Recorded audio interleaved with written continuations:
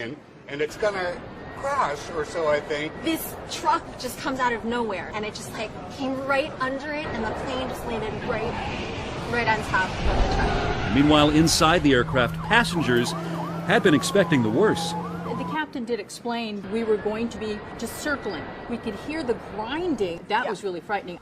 The truck, a Nissan Frontier, was driven by an airport mechanic. He says he doesn't consider himself a hero. I heard it come in over the radio. The plane was coming in, so I just had to gas it, get it up to full speed. You know, got the Pro 4X off-roading package, so this thing can handle some pretty rugged stuff. More, including reaction from pilots and